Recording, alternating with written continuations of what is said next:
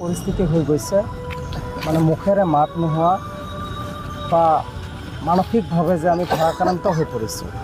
যেতিয়া মই এই খবৰটো শুনিছোঁ, প্ৰথমত মই দুৰ্ঘটনা বুলি ভাবিছিলোঁ, পিছত যেতিয়া মই জুবিন গাৰ্গ যে আৰু নাই বুলি শব্দটো যে শুনিছিলোঁ, তেতিয়া এনেকুৱা লাগিছিল যে মোৰ আচলতে ভৰিৰ তলৰ মাটিখিনি নাইকিয়া হ'ল আৰু মোৰ বুকুখন কঁপি উঠিছিল।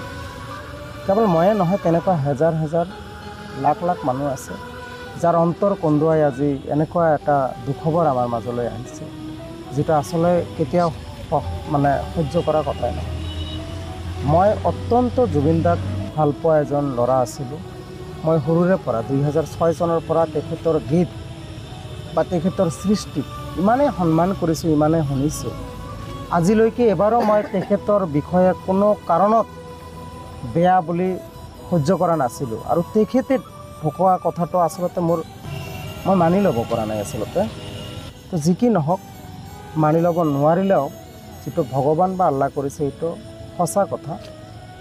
আমি আল্লাহ বা ভগৱানৰ ওচৰত কৃপা বা আমি প্ৰাৰ্থনা কৰিম যে এই মানুহজনক য'তে লৈ গৈছে, আপোনালোকে অসমত যেনেকৈ আছিল, জিলিকি আছিল, সকলোৰে হিয়াৰ আমঠু হৈ আছে, সকলোৱে ইমান শ্ৰদ্ধা কৰি ৰাখিছিল, আমি ঈশ্বৰ বা আল্লাহক ক'ম যে তেখেতৰ আত্মাক আপুনি আল্লাই যাতে তেনেকৈ ৰাখে।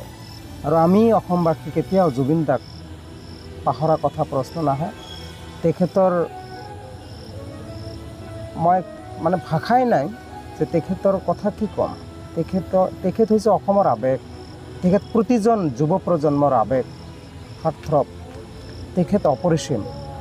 তেখেতৰ বিষয়ে কোৱাৰ ভাষা আচলতে আমাৰ নাই।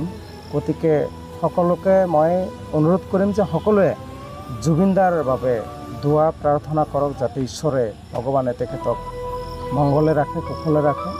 আৰু অসম চৰকাৰ হওক বা ভাৰত চৰকাৰে নহওক কিয়, তেখেতৰ প্ৰতি যিটো সন্মান আছিল আচলতে আগতে কৰিব লাগিছিল।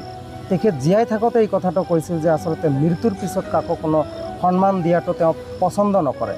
জুবিনদাৰ ক্ষেত্ৰত সেইটোৱে হ'ল। আচলতে ভূপেন হাজৰিকাদেৱক যেতিয়া ভাৰত ৰত্ন বঁটা প্ৰেৰণ কৰিছিল, তেতিয়া জুবিনদাই কৈছিল যে মৰণোত্তৰভাৱে এজন মানুহক সন্মান দিলে মানুহজন সন্মান পাই জানো, যিজন যোগ্য জীয়াই থাকোঁতে দিব লাগে।